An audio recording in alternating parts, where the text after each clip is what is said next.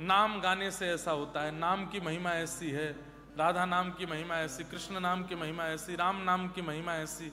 तो जब महिमा हम लोग सुनते हैं तो सुनते समय क्या मन में विचार कर देते हैं, इतनी महिमा है नहीं, जबरदस्ती बोल रहे हैं। और या फिर नाम गाते गाते गाते गाते गाते गाते फिर ये सोचने लग जाएं, हम नाम गा तो रहे लेकिन हमारे साथ कुछ अच्छा हो तो रहा नहीं है, हमारे काम तो बढ़िया चल नहीं रहे, बच्चे तो सुधर नहीं रहे, बुद्धि तो सुधर नहीं रही, पति तो ठीक हो नहीं रहे।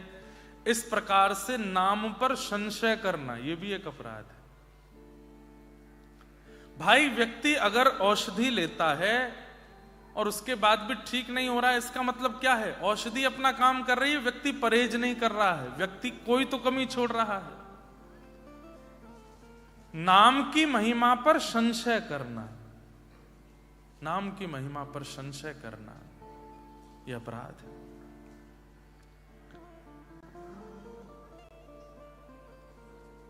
अर्थवाद की महिमा, नाम की महिमा को न समझना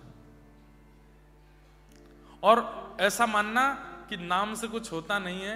अभी कई भारत में बड़े बड़े लोग हो गए हैं,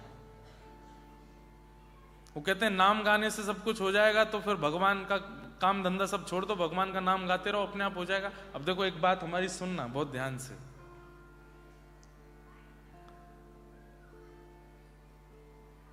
हमारे भारत में एक आचार्य हुए, वो आचार्य कथा में बैठे थे और एक स्वामी जी बैठ करके कथा सुना रहे थे। कथा सुनाते सुनाते स्वामी जी ने कहा कि नाम में इतना बल है, इतना प्रभाव है कि व्यक्ति कुछ ना करे, पूरे दिन केवल नाम करता रहे तो नाम ही उसका जीवन चला देगा। तो एक बालक, तरकी बालक, पुत्र की बालक खड़े होकर के बोला, मैं दिन भर काम ना करूं, मैं दिन भर कुछ ना करूं, पूरे दिन नाम ही नाम करता रहूं, का नाम मेरे को भोजन करा देगा? मैं धन ना कमाऊं, अन्न ना खरीद के लाऊं, रसोई घर में जाके ना बनाऊं, तो क्या नाम मुझे भोजन करा देगा? तो व्यास मंच पर बैठे हुए आचार्य बोले, अगर तुम्हारे प्रगाढ़ विश्वास होगा तो नाम भोजन भी करा देगा। तो उसने कहा ठीक है, मैं पूरे गांव वासियों को कह करके जा रहा हूं कि मैं 1 सप्ताह के लिए कुछ नहीं करूंगा, केवल एकांत में बैठ के नाम करूंगा, देखता हूं कि नाम मुझे भोजन कराता है कि नहीं। आचार्य चरण गए, छोटे बालक गए और वन में जाकर के एक वृक्ष के ऊपर बैठ गए और बस राम राम राम राम राम राम राम राम राम राम राम राम राम राम जपने लगे। अच्छा, नाम भी 2 प्रकार से होता है। जैसे हमारे व्रज में एक महात्मा है, उनका नाम मैंने देखा तो राम राम राम राम राम राम राम राम राम राम राम राम राम, जितनी श्वास है उतनी राम राम बोले। अब बीच में श्वास लेने के लिए रुकना तो पड़ेगा, राम नाम छोड़ के सांस लेंगे फिर नाम राम राम राम, लेकिन उनका नाम कैसे चलता है, राम राम राम राम राम राम राम राम राम राम राम राम राम राम राम राम। वो सांस लेते हैं तब भी राम राम बोलते, एक क्षण के लिए नहीं छोड़ते। ऐसे नाम करने वाले लोग रहते हैं वृंदावन में, भारत में, अयोध्या में, चित्रकूट में। तो आप उस वृक्ष के ऊपर बैठ करके राम राम राम राम गाने लगे, बोले देखता हूं नाम मुझे भोजन कराता है कि नहीं। बैठे बैठे बैठे बैठे बैठे घंटों व्यतीत हो गए, तभी वहां कुछ यात्री आए और उस यात्री उस वृक्ष के नीचे से ही जा रहे थे। वृक्ष के नीचे से जाते समय उन्होंने आपस में चर्चा की, ऊपर इनका राम नाम चल रहा था। इन्होंने कहा भैया चलते चलते सुबह से दोपहर हो गई है, बहुत धूप हो गई है, थोड़ा इस वृक्ष के नीचे आराम कर लेते हैं, सामने नदी है, हाथ मुंह धो लेते हैं और हमारे पास बहुत सारा प्रसाद रखा है, थोड़ा पा लेते हैं। उन लोगों ने स्नान करके वृक्ष के नीचे बैठ के अपना पूरा प्रसाद खोल करके जैसे ही पाने लगे, सब लोग इधर देखो, ध्यान से सुनो, जैसे ही पाने लगे, ऊपर बैठे बैठे ये राम नाम कर रहे थे, जैसे ही पाने लगे उतने में ही उस क्षेत्र का एक बहुत बड़ा डाकू अपनी पूरी फौज लेकर के आ गया और उन यात्रियों को चारों तरफ से घेर करके अपनी तलवार वलवार निकाली, बोले सब सामान नीचे रखो, हाथ ऊपर कर लो। बोले भैया हम पे कुछ नहीं, हम तो यात्रीगण हैं, हमारे पास कोई धन धान्य नहीं है, सोना चांदी कुछ भी नहीं है। बोले सब क्या रखा है झोले में? बोले सब भोजन प्रसाद है। बोले इन लोगों को बंदी बनाओ, किनारे करो। हाथ पैर बांध के किनारे किया। बोले इनका सब झोला जो भी सामान है निकालो, भोजन प्रसाद सारा निकालो। बोले मालिक कोई धन धान्य तो नहीं है, पर भोजन और ये सब प्रसाद वगैरह बहुत ज्यादा है इनके पास।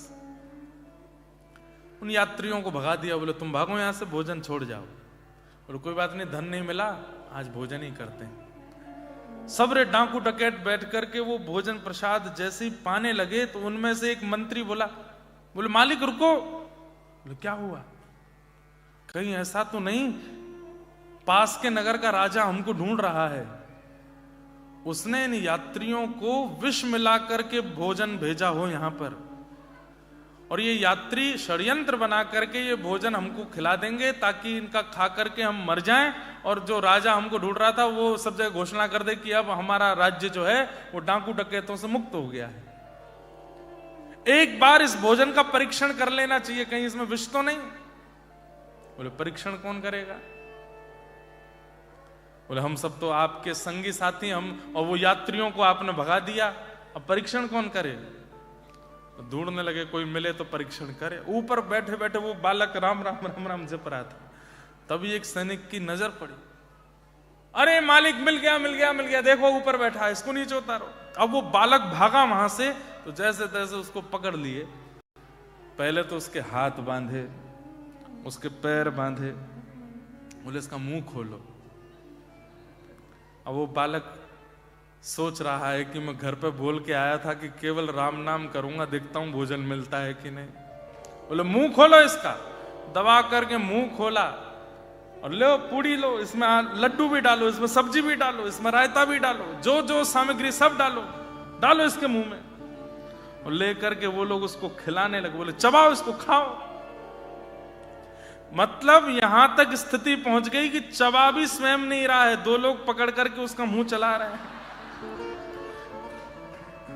अंत में उसने आकर के पूरे गांव के आगे घोषणा कर दी, राम नाम में इतना बल है कि चबाना भी नहीं पड़ता, चबाते भी राम जी ही हैं। ये नाम की महिमा है,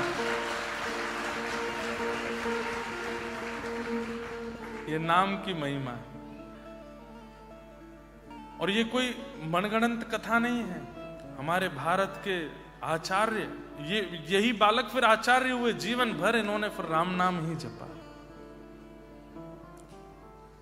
तो मेरा कहने का मतलब ऐसा नहीं कि आप लोग जॉब ना करो, बिजनेस ना करो, स्कूल मत जाओ, कॉलेज मत जाओ, यूनिवर्सिटी में मत पढ़ो, बस नाम के आश्रय रहो, नाम मत छोड़िए। बस एक चीज गांठ बांध लीजिए आज ही, चाहे जैसी परिस्थिति हो जाए, चाहे जो करें हम, चाहे न्यूजीलैंड शिफ्ट हो जाएं, चाहे ऑस्ट्रेलिया में रहें, चाहे यहां पर बिल्कुल कमाई ना करें, चाहे बहुत कमाई करें, चाहे बहुत संघर्ष में जीवन हो, चाहे आनंद में जीवन, नाम को मत छोड़िए। बस आपको और कुछ करना ही नहीं है, इसके अलावा कोई और आपको नियम लेना ही नहीं है। बस नाम करिए, खूब नाम करो। नाम और मंत्र में अंतर होता है। गुरु दीक्षा के बाद जो मिलता है वो मंत्र है, और भगवान नाम तो कोई भी गा सकते हो। कृष्ण कृष्ण रटो, माधव माधव रटो, गोविंद गोविंद रटो, गोपाल गोपाल रटो, माधव मधुसूदन मुरारी, हरि राधा किशोरी श्यामा, कुछ भी जपो। नाम की बड़ी महिमा। एक मथुरा में एक वैष्णव आए, उनकी पत्नी का नाम था किशोरी, और एक रोग होने के कारण पत्नी का देहावसान हो गया। पधार गई उनकी पत्नी।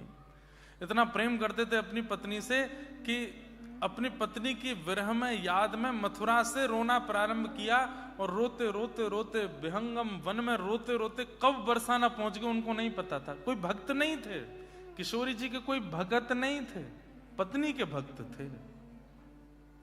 रोते रोते जब बरसाना पहुंचे ना, और हाँ किशोरी, अरे तुम कहां चली गई, मुझे छोड़ के क्यों चली गई, अरे मेरी किशोरी जल्दी आ जाओ, मैं कैसे रहूंगा तुम्हारे बिन। ऐसे करके जब रोने लगे तो निकुंज में विराजमान तप्त कांचन गौरांगी श्री राधे वृंदावनेश्वरी आप पूछती हैं ललिता जी से, हे ललिते, ये मेरे नाम को गाकर के इतना करुण क्रंदन कौन कर रहा है? कौन रो रहा है मेरे नाम को गाके?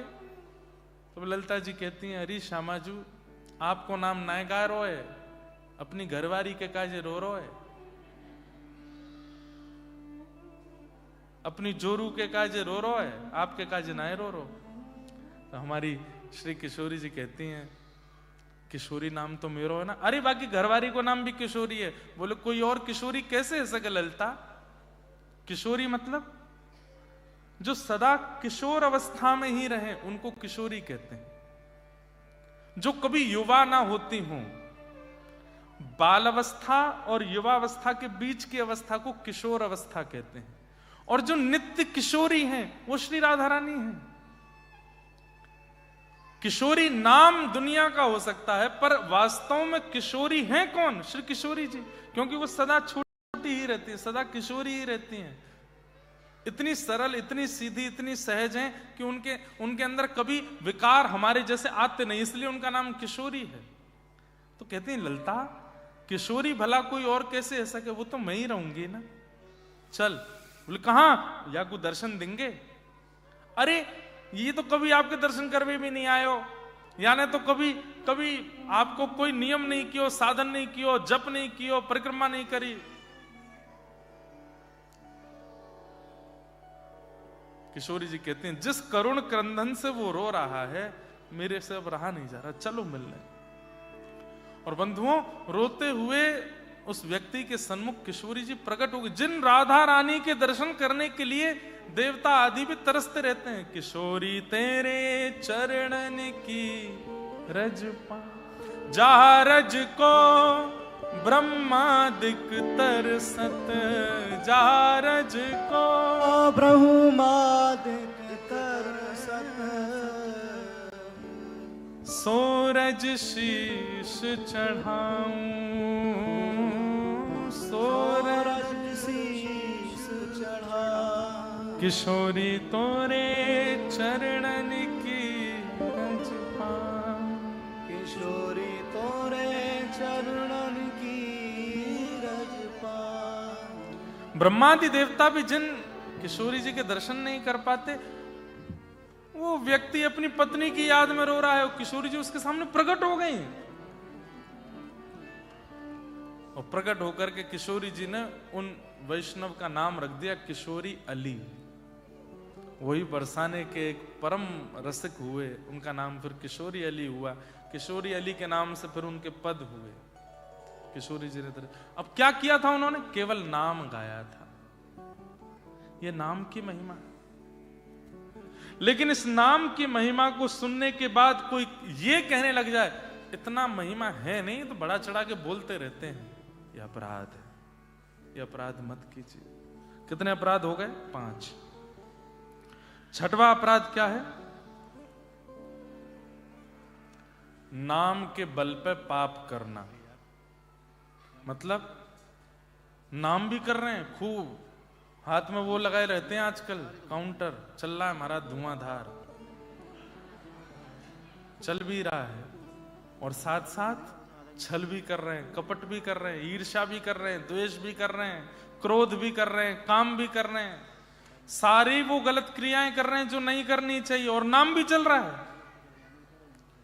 और महाराज रात में सब सारे गलत काम करके आके बैठते हैं पत्नी से, अभी 10,000 रह गए, पहले पूरे तो कर लूं, कर रहे हैं। ये नाम के प्रति बहुत बड़ा अपराध है कि आप नाम भी कर रहे हो और साथ में अपराध भी कर रहे हो, साथ में गलत क्रियाएं भी कर रहे हो। नाम का प्रभाव तब जानो जब नाम आने के बाद में अपराध छूटने लगे, अपराध जाने लगे, अपने अपराधों का बोध होने लगे कि मैं गलत हूं, मैं गलत करता हूं, ये नहीं करना है मुझे।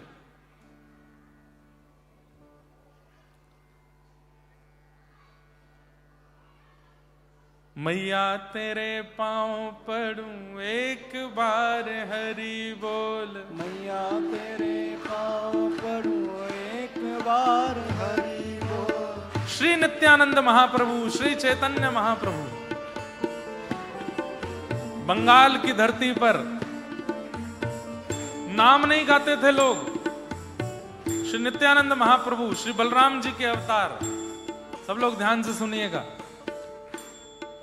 हर एक के घर में जाते और जाकर के खटखटा करके भिक्षा मांगते, भिक्षा दे दो। घर से माताएं बहनें निकल के आती, आटा दाल चावल लेके आती, बाबा झोला करो, डाल देती हैं। तो नित्यानंद महाप्रभु झोला आगे करके कहते, दाल की चावल की आटे की भिक्षा नहीं चाहिए, तो क्या चाहिए?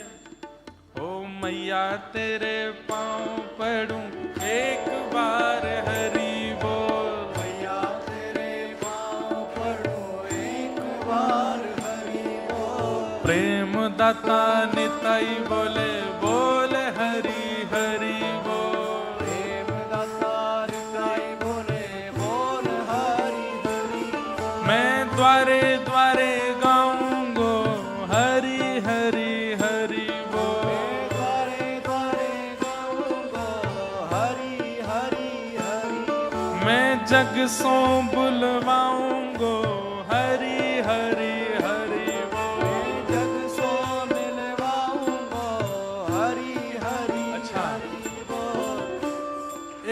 एक टास्क दे रहा हूं मैं सबको।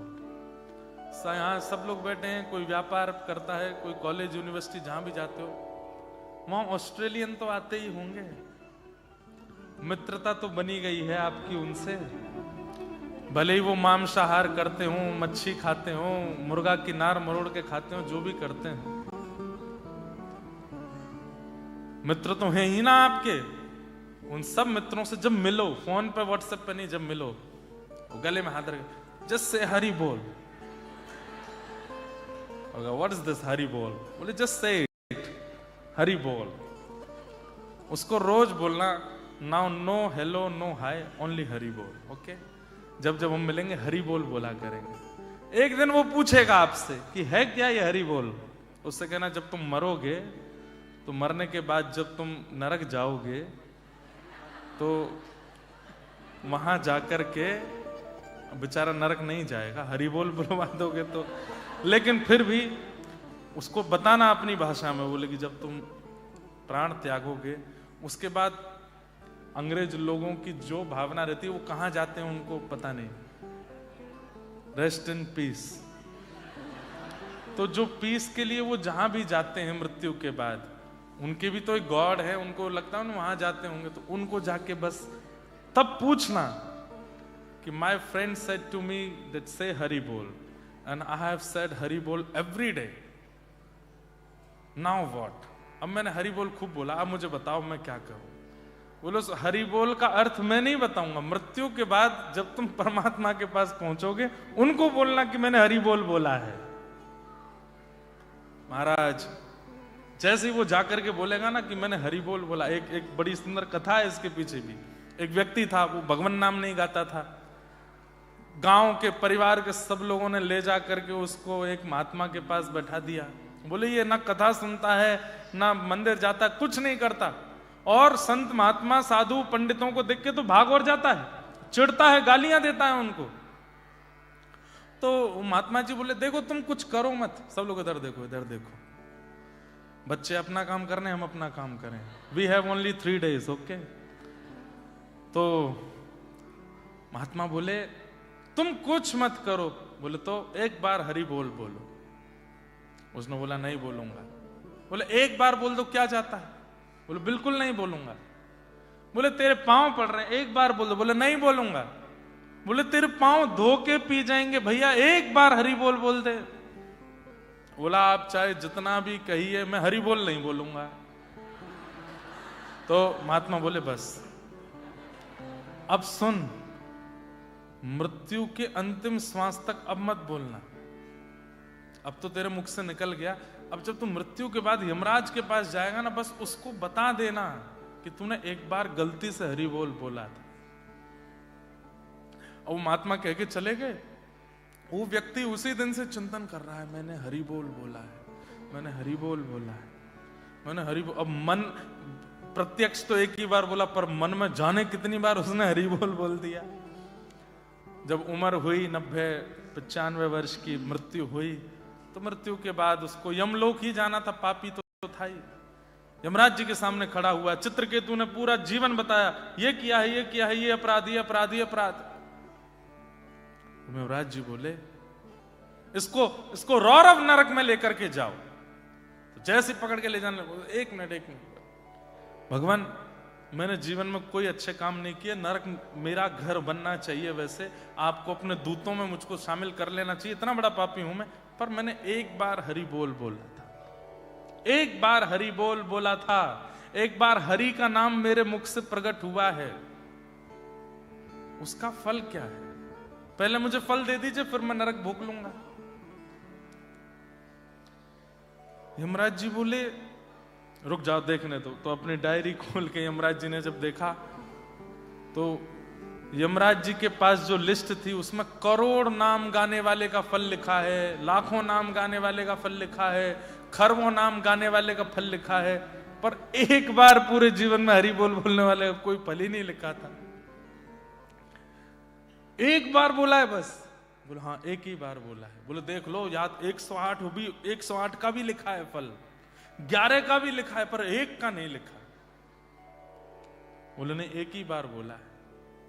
यमराज जी बोले तो फिर एक काम करो, सुनो, इसको लेके चलते हैं नारद जी के पास, पूरे दिन हरि बोल करते रहते हैं, नारद जी के पास ले चलो। यमराज जी जैसे जाने लगे तो वो व्यक्ति बोला ऐसे नहीं जाऊंगा, पालकी मंगवाओ। यमराज जी बोले पालकी क्यों? बोले हरि बोल बोला है मैंने। आपको इसका फल तो पता नहीं है? क्या पता हरि बोल बोलने का फल विमान में घूमना होता हो? पालकी तो मंगवाओ, पैदल नहीं जाऊंगा मैं। यमराज जी बोले पालकी मंगाओ। यम के दूत उठा के लेके चलने लगे। नारद जी के सामने जैसे पहुंचे, भैंसा पर बैठ के यमराज और सारे कहार एक आदमी को, नारद जी अपने आसन से खड़े हो गए। बोले आज तो कोई दिव्य महापुरुष आया है, यमराज स्वयं मेरे लोक में लेके आए हैं, ये तो कोई अद्भुत महापुरुष आए हैं। हे यमराज जी कौन है ये? बोले पूछो मत। बोले क्या ऐसा क्या किया कि स्वयं यमराज मेरे पास लेके आए? बोले इसने अपने पूरे जीवन काल में एक बार हरि बोल बोला है, उसका फल पूछ रहा है, मुझे नहीं पता था इसलिए मैं आपके पास लेके आया। नारद जी बोले एक ही बार बोला है बस? बोले बस सिंगल एक बार, 95 वर्ष का होके मरा, एक बार हरि बोल बोला है बस, उसका फल पूछ रहा है। नारद जी बोले एक बार का तो मुझे भी नहीं, सृष्टि बनाई ब्रह्मा जी ने, ब्रह्मा जी से पूछते हैं, चलो उनके पास लेके चलो। नारद जी यमराज जी उसको पालकी में लेके ब्रह्मा जी कमल पे से उठ करके बैठ गए, पुष्प वर्षा करने लगे। कोई दिव्य आत्मा आई है भैया, स्वयं जो है यमराज जी नारद जी लेके आए हैं, पुष्प वर्षा करने लगे। यमराज जी बोले इसकी आवश्यकता नहीं है, मत कीजिए। अरे भाई तुम हमारे द्वार पे किसी को लेके आए हो पालकी में बैठा के। बोले कारण तो समझ लीजिए। बोले क्या कारण है? बोले इसने पूरे जीवन में एक बार हरि बोल बोला, उसका फल पूछ रहा है। ब्रह्मा जी बोले एक बार? चित्रगुप्त पुण्यों की डायरी निकाल के लाओ और उसमें देखो एक बार हरि नाम गाने का क्या फल है। चित्रगुप्त ने कहा बोले कि एक बार की संख्या का तो कोई फल है ही नहीं। ब्रह्मा जी भी नहीं उत्तर दे पाए। यमराज जी, ब्रह्मा जी, नारद जी तीनों की मीटिंग चल रही, वो पालकी में से बोलता है ऐसा है मैं बहुत थक गया हूं, कुछ भोजन प्रसाद पवाएंगे जरा, जब तक आपको हरि बोल का अर्थ नहीं पता चलता मुझे बताओ। ब्रह्म लोक की थाली आई है उसके सामने, पा रहा है, और ब्रह्मा जी यमराज जी सब देख रहे हैं। बोले क्या करें? बोले महादेव के पास लेके चलो। महादेव तो ध्याये नित्यम महेशम रजत गिरिनिभम चारु चंद्रावतम सम रत्नाकल्पोज्ज्वलांगम पैशुमर्गवरा भीति हस्तम प्रसन्नम पद्मासीनम समन्तास्तुतमर्गणै व्याधिकृत्यम वसानम विश्वाद्यम विश्ववंद्यम अखिल वैहरम पंचवक्रम नितनेत्रम। 24 घंटे ठाकुर जी के नाम में ही रहते, उनको तो पता होगा। शिवलोक लेकर के गए। जैसे ही कैलाश पर पहुंचे महाराज श्रृंगी भृंगी प्रणाम करने लगे। कार्तिकेय और गणेश जी तो पुष्प, जैसे कोई संत आते हैं तो रास्ते में पुष्प डालते हैं, ऐसे पुष्प डालने लगे। शंकर जी बोले क्या बात है? बोले स्वयं यमराज, स्वयं ब्रह्मा जी, स्वयं नारद जी पालकी में किसी को लेकर के आ रहे हैं। हे पिताजी, आज कोई दिव्य आत्मा आ रही है हमारे कैलाश में। महादेव भी अपने स्थान पर खड़े हो गए, पार्वती जी के साथ में लेकर के कोई महापुरुष आए, प्रणाम करेंगे। ब्रह्मा जी बोले इस सब की आवश्यकता नहीं, बैठ जाओ आप। किसको लेके आए हो भाई? बोले एक बार हरि बोल बोला है इसने, उसका अर्थ बताओ। बोले एक ही बार बोला है? बोला हाँ एक बार बोला है। बोले अब सब जगह से नहीं मिला है अर्थ, तो फिर हरि के पास ही लेके चलो इसको। और महाराज यमराज जी, नारद जी, अच्छा ये सब क्यों जा रहे हैं? बोले हमको भी तो पता चले कि एक बार हरि बोल बोलने का फल क्या होता है। वैकुंठ में लेकर के गए, जय विजय प्रणाम करते हैं। वैकुंठ के द्वार खुले हैं, दुनिया के बड़े से बड़े भक्त भी पैदल जाते होंगे, लेकिन वो पालकी में जा रहा है। आहा, शंख चक्र गदा पद्मधारी, सहस्त्र शीर्षा पुरुषः सहस्त्राक्षः। भगवान के सन्मुख जैसे ही पहुंचा, भगवान अपने स्थान से खड़े हो गए। सबने जाकर कहा ठाकुर जी बैठे रहिए, खड़े नहीं होना है। बोले अरे किस दिव्यात्मा को लेकर के आए हैं? सब ने बताया। बोले कि इसने एक बार हरि बोल बोला है, नरक में यातना भोगने आया था, पर पूछ रहा है हरि बोल बोलने का फल क्या है, क्या बताएं। यमराज जी लेकर के नारद जी के पास गए। नारद जी बोले मैं लेकर के ब्रह्मा जी के पास गया। ब्रह्मा जी बोले मैं लेके महादेव, और हम सब लेके आपके पास आए हैं। ठाकुर जी जोर से हंस करके बोले स्वयं नारद जी, स्वयं ब्रह्मा जी, स्वयं महादेव, स्वयं यमराज इसको पालकी में बैठा के वैकुंठ लामे, यही हरि नाम बोलने का फल है, यही हरि बोल बोलने का फल है।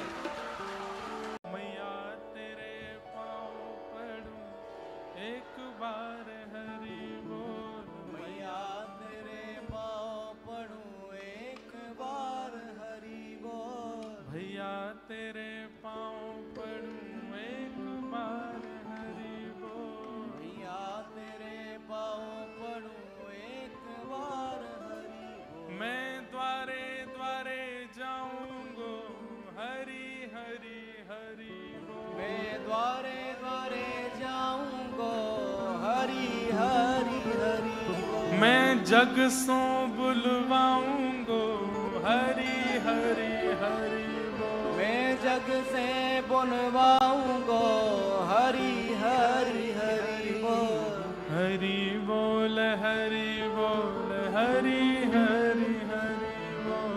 हरि बोल हरि बोल हरि हरि हरि बोल। हरि बोल हरि बोल हरि हरि हरि बोल। हरि बोल हरि बोल हरि हरि हरि बोल। तो नाम की महिमा, कितने अपराध सुन चुके अभी तक हम? 6। छठवां अपराध क्या था? नाम के बल पर पाप करना। नाम भी चल रहा है और पाप भी चल रहा है। एक बात हमारी हमेशा याद रखना, ये दो तरफा लोगों का कल्याण कभी नहीं होता, जो यहां के भी हैं और वहां के भी हैं। यहां के वहां के समझे। कथा होती है तो कथाओं में भी आते हैं, और जब कुछ उल्टा सीधा करने को मिले तो वहां भी जाते हैं। कल हम रात में मेलबर्न में घूम रहे थे, सिटी में, तो जो अंदर वो नदी है ना, वहां पे है? क्या नाम है?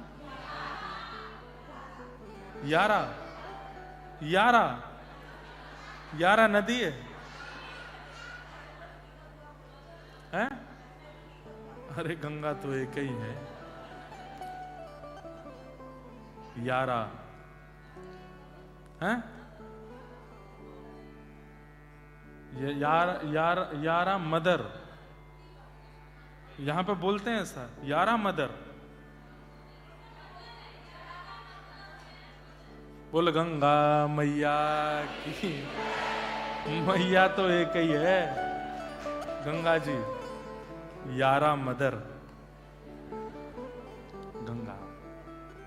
गंगे गंगे यो ब्रूयात यो जनानाम सतैरपि मुच्यते सर्व पापेभ्यो विष्णु लोकम सगच्छति। तो गंगा ही है, ठीक है। कल मैं गया था वहां पे, हमारे यहां और यहां पर विदेश में और भारत में अंतर यदि पूछे हमसे, यहां पर स्वच्छता बहुत है, पवित्रता नहीं है। हमारे भारत में पवित्रता बहुत है, स्वच्छता नहीं है। ये गड़बड़ी भारतीय लोगों की है, इसको अगर सुधार कर लें भारतीय लोग। अब यहाँ की नदी बहुत पवित्र लग रही थी, स्वच्छ लग रही थी, पर नदी के किनारे बहुत अपवित्र थे। मैं गलत हूं तो टोक देना। नदी बहुत पवित्र थी, स्वच्छ थी, पवित्र नहीं मतलब स्वच्छ थी, पर किनारे बड़े पवित्र थे। सब चल रहा था किनारों पर, सब खाए पिए जा रहे थे। कई बार तो फ्रेश नदी से ही निकाल के सीधा परोस दिया जाता है। भारत में भी ये चलन शुरू हो रहा है धीरे धीरे, नदियों के किनारे भी उल्टे सीधे काम शुरू कर दिए हैं युवाओं ने। बहुत गलत है। भारत को भारत ही रहने तो बस, उसमें स्वच्छता ले आओ। भारत जैसा कोई देश नहीं। हमारे भारत में स्वच्छता नहीं रख रहे हैं लोग। बस इस बात की थोड़ी सी मन में एक ग्लानि होती है, मन में एक पीड़ा रहती है। हमारी यमुना जी का तो हाल बहुत बेहाल कर दिया लोगों ने। तो कल हम यहां पे घूम रहे थे तो मन में आ रहा था कि उसको देखना एक बात होती, देख तो सकते ही हैं, जा तो सकते ही हैं, संसार का पता तो होना ही चाहिए क्या चल रहा है संसार में, पर उसको करने की हिम्मत नहीं हो सकती। पर कई लोग जो वह क्रिया भी कर लेते हैं और कथा में भी आते हैं। ये दो तरफा, जिनके दोनों तरफ पैर अड़े हुए हैं, वो भी करना है, ये भी करना है, इनका कल्याण नहीं हो पाता। कई बार उस तरफ के लोगों का भी कल्याण हो जाता है। ठाकुर जी अजामिल जैसे पापी का भी कल्याण कर देते हैं। रसखान जैसे जाति बिरादरी से विमुक्त व्यक्ति का भी कल्याण कर देते हैं। सालबेग, अभी हम जगन्नाथपुरी से आए हैं, वहां कथा पूरी करके सीधे यहीं आए हैं। एक मुस्लिम भक्त हुए सालबेग, भगवान की स्तुति गाते हैं उड़िया भाषा में। अहे नीरशैण प्रबलमतवारण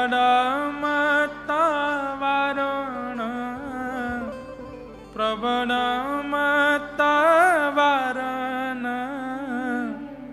मुआरतनलिनी पनको कर दलना अहे नीलश। जिन लोगों को कभी नहीं सुनी है या याद, एक बार सुनना। कथा भी बहुत सुंदर है सालबेग की। इनकी माताजी ब्राह्मणी थी, लेकिन पिता मुस्लिम थे। उन्होंने जबरदस्ती जबरन उनका हरण करके विवाह किया और गर्भवती किया। उस काल में भी वो अपने प्राण त्यागने के लिए समुद्र में कूद रही थी, लेकिन जब पता चला कि गर्भ में बालक है तो मन में सोचने लगी, इस बालक का क्या दोष है, इसको क्यों मारूं मैं। और जब जन्म हुआ तो पिता का नाम कालबेग था, उन्होंने बेटे का नाम सालबेग रखा। कटक में रहते थे। पुरी से 90 किलोमीटर की दूरी। यहां कोई उड़ीसा से भी है? कोई उड़ीसा से है? हाँ, एक ही हाथ उठा उड़ीसा से। बहुत अच्छा। तो मां से बचपन से जगन्नाथ जी की लीला सुनते थे, लेकिन कभी महाप्रभु जी का दर्शन नहीं किया था। एक दिन पूरा गांव जा रहा था तो मां से पूछने लगे, सब कहां जा रहे हैं मां? तो बताया, बोले कि महाप्रभु जगन्नाथ जी की रथ यात्रा हो रही है, रथ यात्रा में जा रहे हैं। तो मचल गया छोटा बालक सालबेग, मैं भी जाऊं, मुझे भी देखना है, कैसे हैं वो।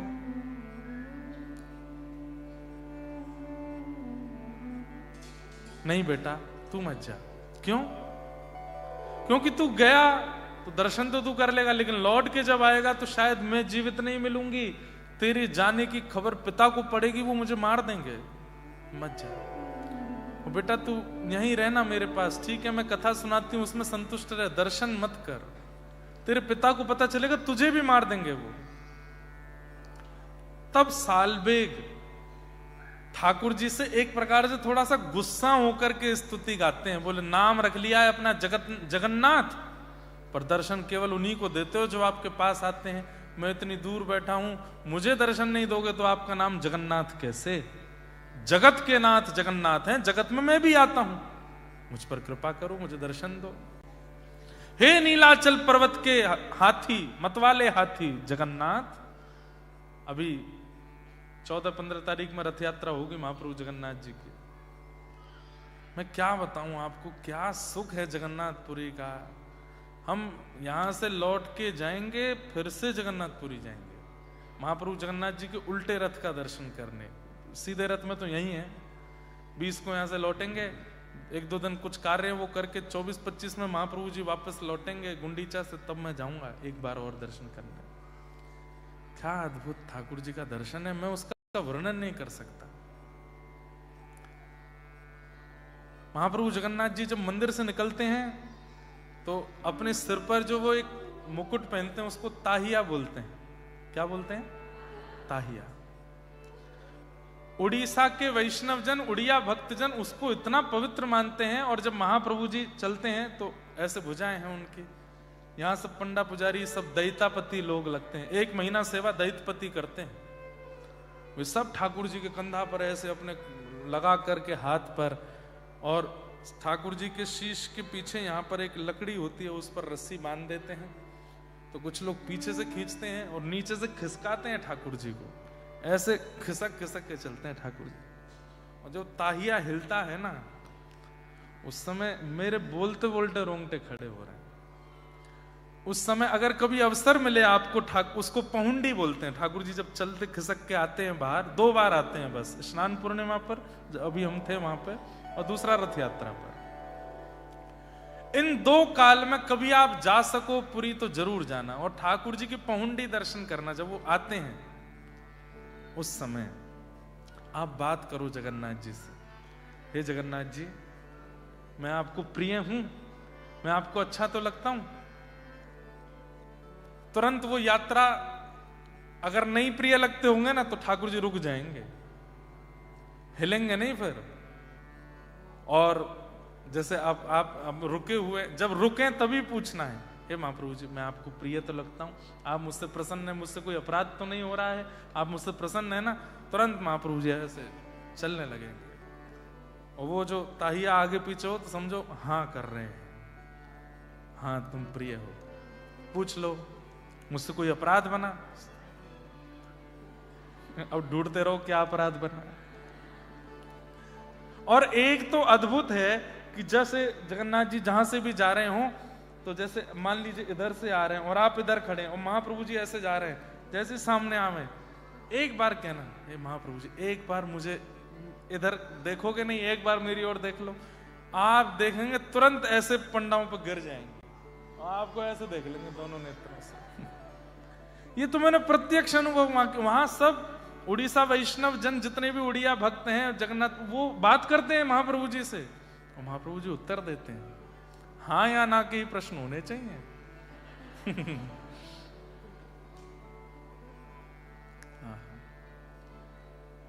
सालवेग ने जब स्तुति गाई, यहां रथ पर आरूढ़ महाप्रभु जगन्नाथ जी का रथ रुक गया, नहीं बढ़ा आगे। गजपति महाराज ने जाकर के प्रणाम किया, हे महाप्रभु क्या अपराध हुआ, आपका रथ क्यों नहीं बढ़ रहा है? तब आपने स्वप्न आदेश करके राजा को कहा, एक भक्त मेरा है छोटा सा, दूर से मुझे पुकार रहा है, जब तक यहां नहीं आएगा मेरा रथ आगे नहीं बढ़ेगा। भेजा सैनिकों को, सालवेग आए, और जैसे सन्मुख आए महाप्रभु जगन्नाथ जी का रथ बिना खींचे चलने लगा। भगवान ने कहा सालवेग को ऊपर रथ पर चढ़ाओ, मेरा आलिंगन कराओ। जैसे ही सालवेग गए महाप्रभु जी का आलिंगन किया, विश्वास ही नहीं हो रहा था कि मुझे मिल गए महाप्रभु। दंडवत प्रणाम किया, और प्रणाम करके बहुत देर हो गई, उठे नहीं, और जब देखा तो सालवेग ने ऐसे ही प्रणाम मुद्रा में ही अपने शरीर का त्याग कर दिया। ठाकुर जी के चरणों में। कहे साल बिगहीन जाति रे मुजवन, श्रीरंगा चरण तले करुअछि अपन, अहे नील शैल प्रबल मत वारण, प्रबल मत वारण, मुआर तनलनि मन कुकर दलन, आहे नील शैल। तो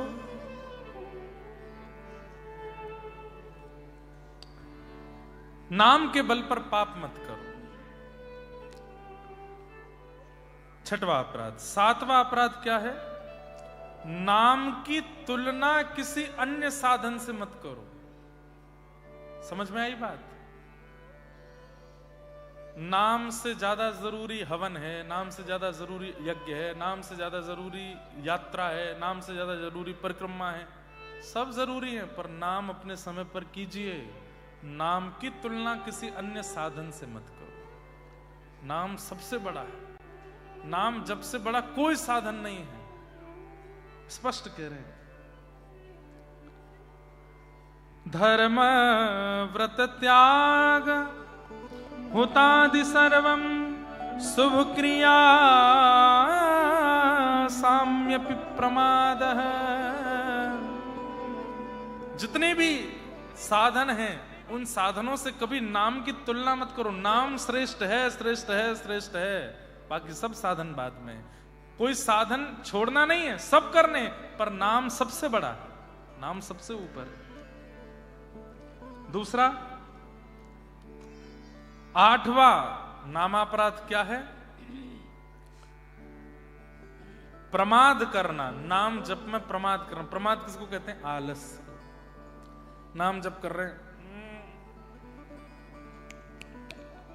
फोन पे व्हाट्सएप भी चल रहा है, नाम जप भी चल रहा है, ऐसे पढ़ करके कर रहे हैं, ऐसे पढ़ करके कर रहे हैं, लेट करके कर रहे हैं, चल करके कर रहे हैं, बैठ कर नहीं। जिस प्रकार आप भयंकर भूख लगी होती है तो भोजन कैसे करते हो? सब छोड़ो, रोटी दाल में मिलाओ, चावल मिलाओ, कितने डेडिकेशन के साथ उसको खाते हो। इसमें थोड़ा घी डालो, थोड़ा नींबू निचोड़ो, इसमें नमक लाओ, नमक नहीं है थोड़ा और डालो, मिर्च कम डालते हो थोड़ा, ठीक है हम ऑस्ट्रेलिया में रहते, आए तो भारत से ही, मिर्च डालो थोड़ी सी, तीखा करो, तीखा। अचार लेके आना, वो वाला अचार लाओ। कितना डेडिकेशन होता है भूख लगते समय। व्यक्ति पापड़ लेके आओ, थोड़ा तल के लाना पापड़, नहीं सेक के लाओ, आलू वाला भी रखा ना वो भी लेके आओ। अरे दाल चावल है कोरा, उसमें घी भी डालते हैं, उसमें नींबू भी डालते हैं, उसमें नमक भी डालते हैं, उसमें मिर्च भी डालते हैं, उसमें पापड़ भी डालते हैं, कई लोग भुजिया भी डालते हैं, कई लोग नमकीन भी डालते हैं, कई भले आदमी चीनी भी डालते हैं। हमारे गुजराती भाई लोग दाल भी मीठी बनाते हैं, हाँ? और फिर मीठी दाल डालते हैं चावल में। कड़ी भी मीठी होती है, सब्जी में भी चीनी थोड़ी तो पड़ती है। तो डेडिकेशन भोजन करते समय कैसा होता है, उसको पाना है, पूर्ण लगन के साथ पाना है। वैसा ही, अब बताना, कोई कंपैरिजन नहीं करना चाहिए भोजन से नाम जप का, लेकिन समझाने के लिए कुछ तो कहेंगे। वैसा ही डेडिकेशन नाम के प्रति होना चाहिए। आसन लगाओ, आसन पर इत्र लगाओ, इत्र लगा करके शुद्ध अवस्था में बैठो, ठाकुर जी की माला को नेत्रों से लगाओ, प्रसन्न मुद्रा में, उत्साह में भर जाओ। अब हम नाम जप करेंगे, ठाकुर जी का नाम भाव याद आएगा, और फिर उसके बाद नाम जप करने बैठो।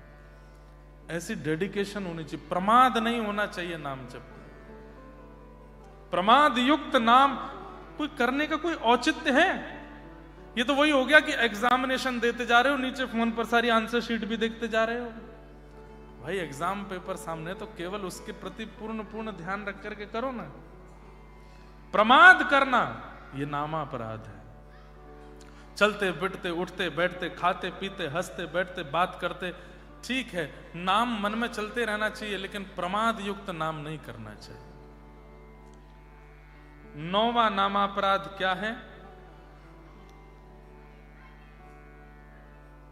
श्रद्धा और वैष्णवता से शून्य व्यक्ति से नाम बुलवा सकते हो। जैसे मैंने कहा, अंग्रेजों से बुलवा लो, ऑस्ट्रेलियन से बुलवा लो, और भी जो मित्रगण उनसे सब हरि बोल बुलवाओ, लेकिन उसकी महिमा मत सुनो। जो वैष्णव नहीं है और जिसके मन में श्रद्धा नहीं है, उसको नाम की महिमा मत बताइए। क्यों? हाँ ठीक है, बहला फुसका करके नाम बुलवा दो, पर उसकी महिमा मत बताओ। क्यों? क्योंकि उसके अंदर श्रद्धा नहीं है, उसके अंदर विश्वास नहीं है, उसके अंदर वैष्णवता नहीं है। और मैं केवल ऑस्ट्रेलियंस को ही क्यों कहूं, हमारे घर परिवार के भी कई लोग होते हैं जिनकी श्रद्धा विश्वास नहीं होती। उन सबके आगे ज्यादा ठाकुर जी की कथा का महिमा मंडन मत करो, क्योंकि वे वहां भी दोष निकाल करके अपशब्द बोलेंगे।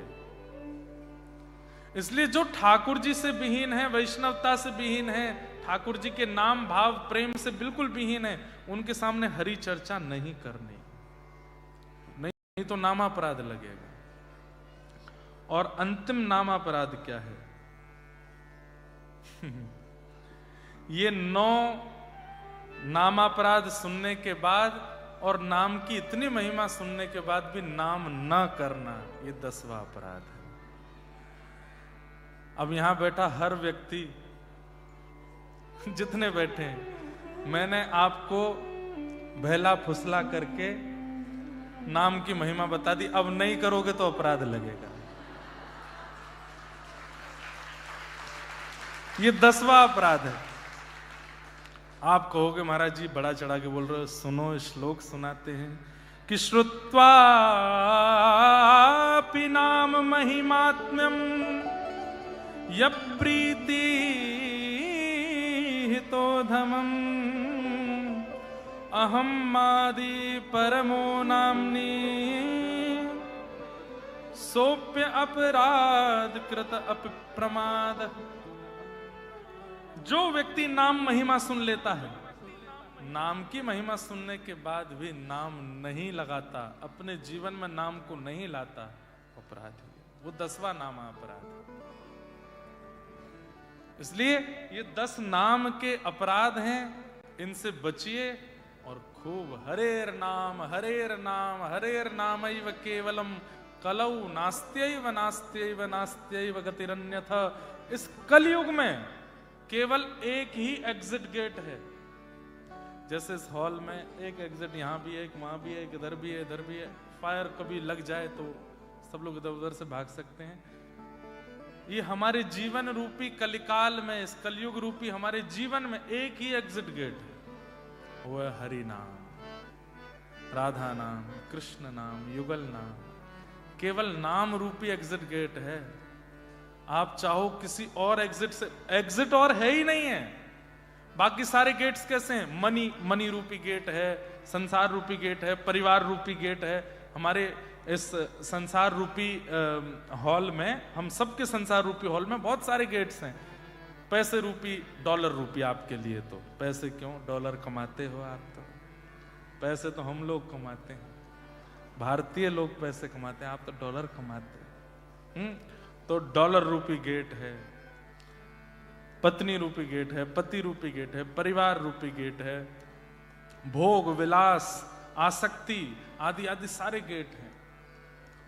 वो इतने आधुनिक तरीके से वो गेट बने हैं कि उनमें घुस करके और बड़े हॉल में पहुंच जाओगे, एग्जिट नहीं मिलेगा। एग्जिट गेट पूरे जीवन में एक ही है और वो है हरि नाम।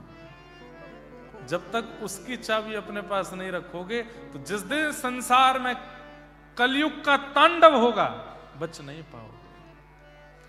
कलयुग के तांडव से तो केवल वही बच सकते जिनके पास हरि नाम है। हरि नाम। तो ये 10 नामापराध हैं, इनसे बचने का प्रयास करो, हरि नाम करने का प्रयास करो। मैया तेरे पांव पड़ूं एक बार हरि बोल, मैया तेरे बोलो हरि बोल, तेरे पाँव पड़ूं एक बार हरि बोल। मैया तेरे पाँव पड़ूं एक बार हरि बोल। हरि बोल हरि बोल हरि हरि हरि बोल। हरि बोल हरि बोल हरि हरि हरि बोल। हे द्वारे द्वारे जाऊंगो हरि हरि हरि बोल। द्वारे द्वारे जाऊंगो हरि हरि हरि बोल। हे सब सो बुलवाऊंगो हरि हरि हरि बोल। सबसे बुलवाऊंगो हरि हरि हरि बोल। हे मैया तेरे पाँव पड़ूं एक बार हरि बोल। मैया तेरे पाँव पड़ूं एक बार हरि बोल। हरि बोल हरि बोल हरि बोल हरि बोल। हे हरि बोल हरि बोल। हरि बोल हरि बोल। हरि बोल हरि बोल हरि हरि हरि बोल। हरि बोल हरि बोल हरि हरि हरि बोल। हरि बोल हरि बोल हरि हरि हरि बोल। हरि बोल हरि बोल हरि हरि हरि बोल। हे पुरी जगन्नाथ भजो हरि हरि हरि बोल। पुरी जगन्नाथ भजो हरि हरि हरि बोल। द्वारिका के